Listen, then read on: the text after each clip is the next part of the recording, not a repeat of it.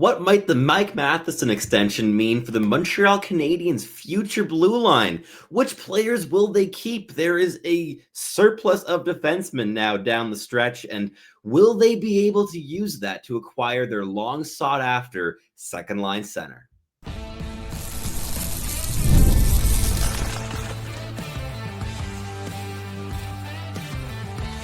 You are Locked On NHL Prospects, part of the Locked On Podcast Network. Your team every day. Hello, and welcome back to Locked On NHL Prospects, part of the Locked On Podcast Network, your team every day. On this show, we break down everything prospects related for you 5 days a week, Monday through Friday. I'm your host, Sebastian Hyde, the USA scout over at Elite Prospects. And on today's episode, we're going to be talking about the Montreal Canadiens and specifically the fallout of the Mike Matheson extension, which I think will have some ripple effects throughout the team now, as the defensive core seems pretty much set in terms of the three guys that will be playing the most minutes over the next coming seasons, with Lane Hutson, Noah Dobson, and Mike Matheson staying put for the long term. And Mike Matheson, of course, signing a 5-year extension beyond this season, carrying an annual average of $6 million against the cap, seemingly a hometown discount, but a contract that will bring him to the age of 37 years old. So that Habs are definitely going to be paying him into his late 30s, but Mike Matheson, at least as currently stands, is the number one defenseman of the Montreal Canadiens quite clearly this season, despite the new arrival of Noah Dobson. And if he can retain that level at a top four pace for the next at least 3.5-4 years, this deal will have been well worth its money for the Montreal Canadiens. But there's a lot of prospects in the Habs pool, and there's a lot of defenseman prospects in the Habs pool. A lot of them are trying to break through to the NHL at the moment, talking about guys like Adam Engström. Others have been teetering on that edge for a couple years now, like Jaden Struble and Arbor Xhekaj, not to mention the likes of David Reinbacher that the Habs have as well. There's a lot of bodies on defense, and there are only so many slots. Kaiden Guhle, when healthy, is a top 4 defenseman on almost every team in the National Hockey League, and certainly here on the Habs. Will he be overtaken by a David Reinbacher at some point? Maybe, but we don't quite know yet. So these are kind of the ideas that we'll be talking about on today's show. But before we delve into the full conversations, today's episode is brought to you by FanDuel. Download the FanDuel app right now by visiting FanDuel.com and win $300 in bonus bets if your first $5 bet wins. So, what does the Mike Matheson contract mean for the Canadiens? I think that first and foremost, what it means is that the defense is stabilized. The Habs know which players they are rocking with. They have their veteran, they have their prime player with Noah Dobson, they have their young star with Lane Hutson, of course, as well. There's a nice distribution there among those three top guys in age, in place in their careers, and also in terms of current form. They're all playing really good hockey at the moment, both offensively and defensively for each and every one of those three. And Mike Matheson apparently was getting, could have seen offers in the range of 6 or 7 years at $8 million a season had he hit the free agent market in the summertime. And the Habs are paying him $6 million for 5, which is certainly a much smaller contract to absorb long term, both in terms of term, obviously, and overall money per season. And what I think this does for the Habs is that, on the one hand, it takes a lot of pressure off of the young defenseman coming through to need to be a big impact player within the first 1, 2, or 3 seasons of their arrival in the National Hockey League. A guy like David Reinbacher can now just settle in the NHL in the third pairing once he's ready to make that jump. Maybe at that point you move out a guy like Alex Carrier for I guess some assets in return, unless you just keep him until his contract expires at the end of next season. And on top of that, you have guys like Adam Engström, who's gotten into an NHL game at this point and is being tested to see how he does against top competition, very much sheltered in those first couple NHL games, but he's been fantastic with the Laval Rocket and projects as a potential second pairing piece in the National Hockey League long term. But the Habs now have their 2 left shot defensemen in their top 4 for the next 5 years, 4 years at least, for Mike Matheson. And of course, Lane Hutson's going to be there much longer than that.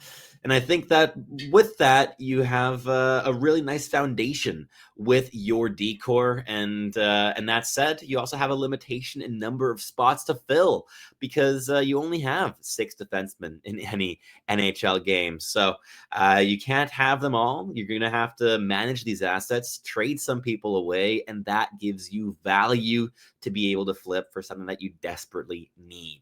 I've been seeing the conversations going around the Habsverse online, talking about Adam Engström and the call-up and what it actually means for the Montreal Canadiens, and whether this is a situation of them trying to just give Adam Engström a shot because he's just been too good for the AHL in the last 6 to 9 months at least. He's really been that special at that level.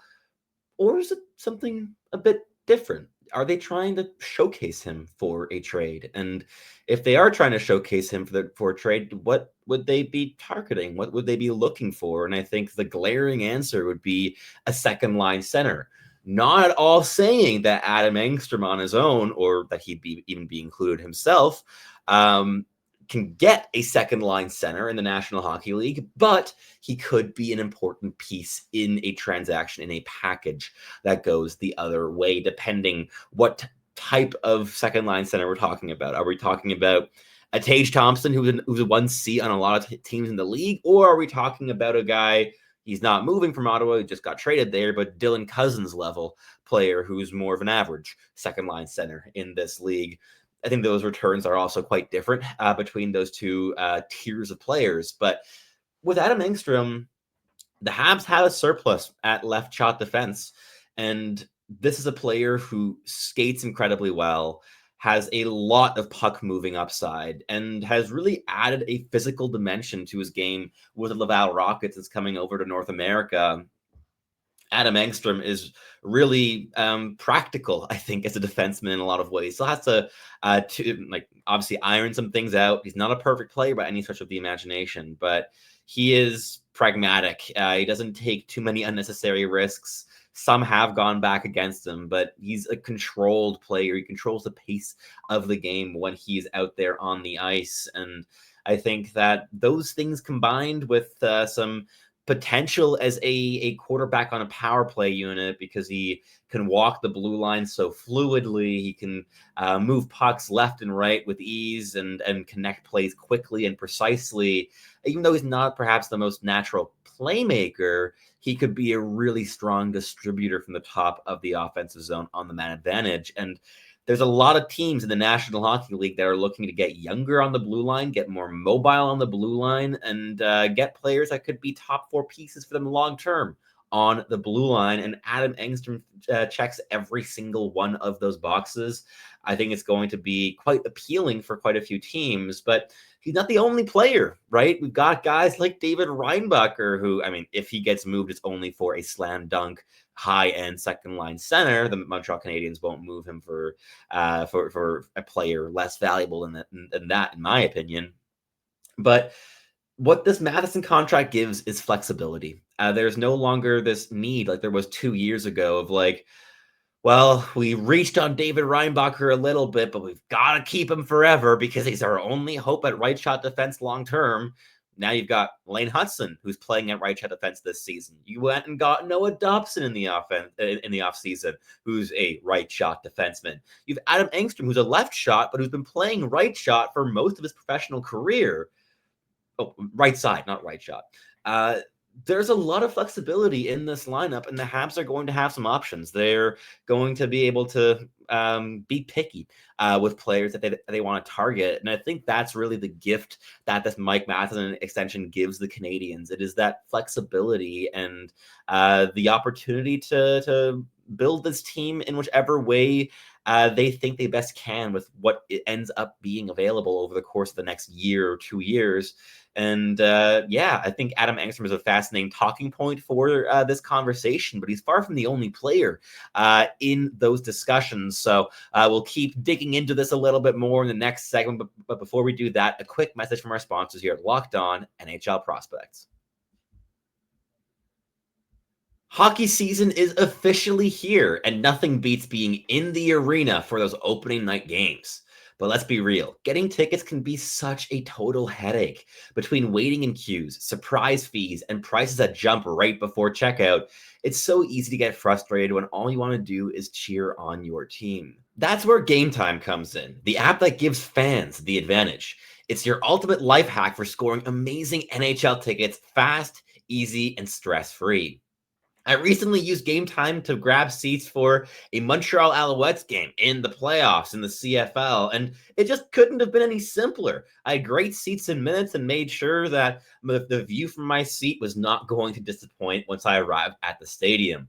Their zone deals are such a game changer as they let you pick the section. Gametime picks your seats, and you save big time. Take the guesswork out of buying NHL tickets with Gametime. Download the Gametime app, create an account, and use code LOCKEDONNHL for $20 off your first purchase. Terms apply, but that's code LOCKEDONNHL for $20 off. Swipe, tap, ticket, go.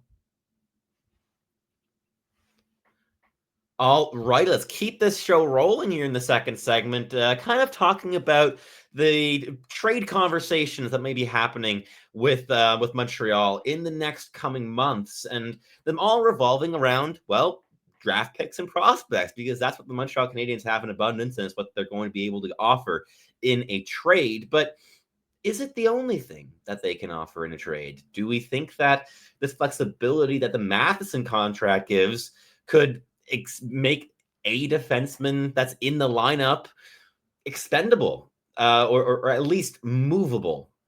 And especially in terms of targeting that coveted second line center position with the Habs again have been needing for quite some time, and would change the way that this team looks night in, night out. And the one player there would be Kaiden Guhle, a guy who you can understand why there might be a little bit of hesitation in terms of rolling with him as a top 4 guy set for the next the rest of his contract, the next 6 years, because he struggles to stay healthy. He's been playing about 65% of the games since coming into the National Hockey League, and missing the rest to injuries pretty much every single season.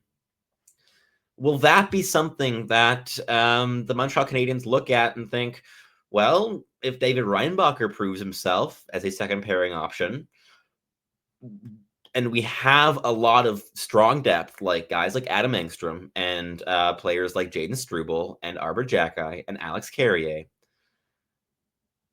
do we need Kaiden Guhle more than we need a player to change our offensive dynamic as a second line center who can be there as a secondary option behind the Nick Suzuki line? And I think that the answer to that is going to be they probably don't need Kaiden Guhle as much. And that's not to say that the Habs are going to be shopping Kaiden Guhle or that he's going to be traded at some point in the next year. I just think it's interesting to look at the dynamic of this blue line now, where Kaiden Guhle is the profile that, look, scouts salivate over players that can skate like this, are that physically engaged, so proactive defensively, so efficient with his movements defensively. There's no wasted calorie with Kaiden Guhle. Everything is purposeful. Keeps his puck touches relatively simple, but he's flashed some nice passing ability as well in the offensive zone, less playmaking, more connective. And yet, yeah, I think he's a player that could certainly draw interest, even with the injury record. Will he alone be able to dislodge the type of player that changes the complexion offensively for the Montreal Canadiens? Probably not, but the Habs have the depth. They have the prospects. They have the draft selections to make that move, because in order to compete in the playoffs, the Montreal Canadiens will have to have more than one top 6 center in their lineup. and they haven't had more than one top 6 center in their lineup in a very, very long time. Maybe if you go back like 7-8 years, you had a time where they had 3 second line centers, but they've never had a first and a second line caliber center, or ideally 2 first line caliber centers. And in the modern NHL, you need that depth down the middle. You need that strength at center. And I think that acquiring that is quite clearly the next big objective for this management team now that the Matheson contract was wrapped up. And I'm very curious to see where this might lead, whether it be for the Montreal Canadiens or also for whichever young player or prospect would be moved, and perhaps the increase in opportunities that they would get elsewhere. If we're literally just hypothetical, but I already mentioned his name, so I'm just rolling with the hypothetical. Tage Thompson and the Buffalo Sabres. Buffalo Sabres, if things just go down the drain this season, they have to sell big, and they decide Tage Thompson is how we can get them recoup the most value, get younger, and improve in multiple different areas. Then you're talking a Kaiden Guhle, you're talking probably an added first-round pick, and you're probably talking another prospect on top of that. I don't know. In terms of value, like, are you talking Owen Beck level, or are we talking a bit lower than that, or are we talking all the way up to Michael Hage and Alex Zarovsky in terms of impact? I'm not sure. I'm not a general manager. I don't know what the exact valuation of these players is going to be, but the Habs have the assets to be able to acquire a second line center now. They have the pieces, whether it be NHL ready players, which the team selling off a second line center probably will want to add, especially in a season like this one where things are so congested in the standings. But they also have the draft picks, the futures. They have all of these things, and I think that what the Matheson contract brings is that the defense, the top 3 guys on defense for the next 3-4 years are pretty much set in stone now. And what that allows you is to really pick and choose how you want to complete your defensive core. Do you want to have a crash and bang third pairing that just bruises you night in, night out? Then roll with an Arbor Jackeye. Maybe go out and acquire a right shot defenseman to play with him that plays that type of style while moving on from guys like Alex Carrier and Jaden Struble. You can go and do that in the next couple seasons if you want to, but what I think is more likely is that the Habs already have all the solutions internally for their decor, and they're just going to have to kind of pick their swings. Who do they want to stick with? Who do they want to sell high on? I think a guy like David Reinbacher, you would be selling a bit low right now, so there's no real point in trading him relative to other guys that maybe talked about in trade conversations. But I just found it very interesting to talk about all of these ripple effects from one contract to one of the oldest players on the team in Mike Matheson, who, again, is going to be 37 years old when this contract is over. And there's a reason. I mean, first 3 years of the deal, he has a no movement clause. And the last 2 years of the deal, it becomes modified no trade clauses, where in year 4, he's able to veto 15 teams that he does not want to be traded to. And in the final year, he gets to veto 5 teams he doesn't want to be traded to. So by the end of that contract, it's quite movable, but he is literally not moving until the year 4 of that contract. So 3.5 to 4 years from now. And I think that is just interesting to look at, because, again, the Habs have too many cooks in the kitchen defensively. There's too many bodies, not enough roster slots. And we're at the point of the rebuild now that every team hits at some point where they don't have enough roster spots anymore to accommodate the young players coming through. So what do? You have to sell off some of that clutter. You have to recoup something. And I think with the stage where Montreal is right now, that means putting multiple assets together in order to get one key piece. And whether that happens now in the next 2 months, whether that happens at the deadline, at the draft, in the offseason, your guess is as good as mine. But what I think is fascinating is that this one contract opens up a lot more possibilities and a lot more clarity as well of where this team is heading, in terms of still having a veteran presence on the back end, in terms of kind of the timeline as well that the team is working on, in terms of them also having a real belief of being able to win in the next 4 or 5 years with this core. They're not just waiting until all of these young players are in like their peak prime of like 26 to 30. No, they're gonna try to go for this earlier, and I just found that very interesting to kind of look into. But that wraps up this second segment. In the final one, we'll wrap up the conversation of which prospects I think are going to stick around in Montreal long term, and which ones I think are going to either move on by a trade or waivers or just don't get re-signed. All that coming up. But first, a quick message from our sponsors here at Locked On NHL Prospects. The NBA is back, and there's no better place to get in on the action than FanDuel, the official sports betting partner of the NBA. Even if you miss the start of the game or want to ride the hot hand, FanDuel has live bets on everything from who will score next to fourth quarter comebacks. Plus, you can even combine your live bets into a same-game parlay for a shot at an even bigger payout.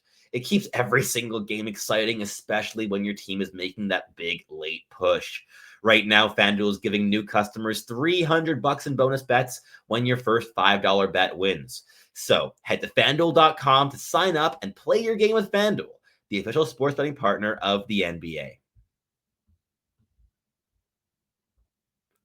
All right, let's wrap up the show here in the final segment where we take a look at the Habs prospect pool, and specifically I'll be scrolling through our Habs prospect rankings that we published at Elite Prospects in the offseason. This is an article that I led, so kind of a ranking that I made. And we're going to be looking at the ones that are probably going to stay and the ones that might be going.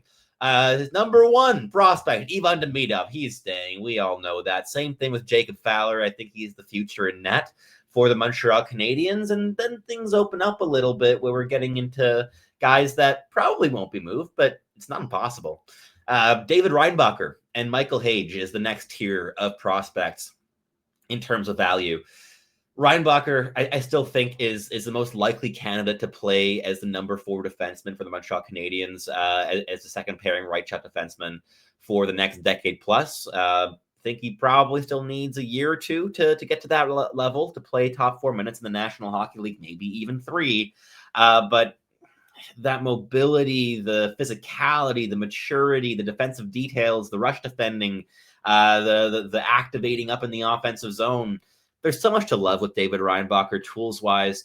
Very projectable player. I think he's going to be just a really solid NHLer for so many years to come. But if the Habs have to decide between him and Kaiden Guhle, and Kaiden Guhle's injury concerns are no longer concerns, and he stays healthy, Reinbacher could be moved, I guess, right? Like, it's not impossible. So, it's not impossible, but I would say highly unlikely. I think there's an 85% chance he's a Hab long term. Michael Hage is next up at number 4. This one would break my heart if the Habs traded him. One of the most beautiful stories we've seen at the draft in the last decade. In terms of growing up a fan of the team due to his dad cheering for them, and then being drafted by the Montreal Canadiens 1 year after the passing of his father in a tragic accident. Michael Hage is a very skilled player. I think that there's a lot of reasons to hang on to him for on-ice reasons, not just the off-ice storyline. But I do think that at the off-ice storyline means something and makes it more difficult to trade him before he's played a single National Hockey League game or even signed a contract with the Habs. I think a lot of teams in the National Hockey League would covet a dominant transition forward like Michael Hage, who moved at a high level, has strong handling and passing ability, good shot, especially this season. It's improved a lot. There's so much to love with Michael Hage as a potential future top 6 piece, but I think that's a 90% chance that he stays with the Habs. But now we get into the tier of players that could be moved, starting with Owen Beck and the aforementioned Adam Engström. I think with both of these players, you're talking about a 35% chance that they get moved, maybe a bit higher, that they get dealt in a trade. I think these are two of the more flexible trade assets that the Habs have, and two profiles that basically every team in the league would want to add to their cupboard a potential third line center who brings loads of speed, loads of physical engagement, lots of defensive details, and a good shot and good offensive implication while just playing at pace incessantly with Owen Beck, and a mobile potential second pair left shot defenseman in Adam Engström, who's got that size, has improved that physicality, that elite level skating, and some really impressive handling and passing chops. These are players that it wouldn't change the outlook of the Montreal Canadiens franchise if they lost them. But if combined with some more value and some more assets, they could acquire a piece that could. Because there's a lot of teams in the National Hockey League that need to fill out their second pairings and their third lines. And the Montreal Canadiens are not one of them. Whether it be in the short, medium, or long term, it doesn't seem like the Habs need every single body for those slots because they have a lot of depth. And yeah, these are some of the best players for that depth, and you'd be sacrificing value. Certainly, you have to give in order to get. But I think that now we're getting into the range of prospects who, could be movable. But the next one here is probably an exception to that rule because we made these rankings before the season began. So Alexander Zhuravsky was our number 7th ranked prospect at Elite Prospects in the offseason in the Habs pool, and he's risen since then. He's surpassed both Owen Beck and Adam Engström, in my opinion, in terms of upside. So much talent, the handling, the shooting, the intelligence, the vision, the creativity. There's so much here with Alex Zhuravsky, and he's a special talent. But again, if the Habs are able to use him as a primary piece to get a second line center, you do it. Yeah, the Habs went and drafted him in the early second round in order to get a shot at a top 6 forward. And if he ends up getting them a top 6 forward, whether that be directly with himself or indirectly by a trade, the Habs are going to be very happy. So Zhuravsky, probably not the guy the Habs want to move at this stage, but could be an interesting target for other teams. But yeah, now we get into the last couple of guys I wanted to mention as potential trade targets that would have some value in a package deal for a second line center.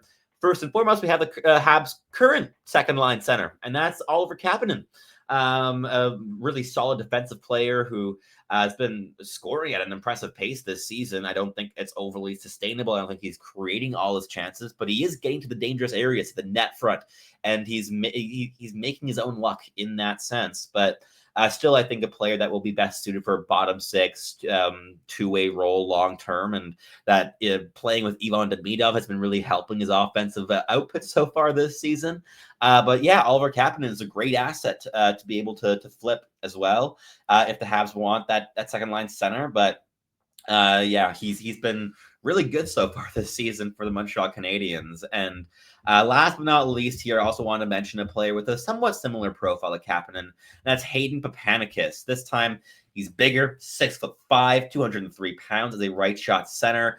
Another guy who's more of a third line center projection, but has been able to really flash some nice dynamic skill, able to really move his feet, handle at pace, create through contact. He's a very physical, intelligent two-way center who brings a whole lot to the equation. And I think with this collection of prospects, you've got some really nice options as potential 3Cs down the road. You have some potential number 4 defensemen down the line.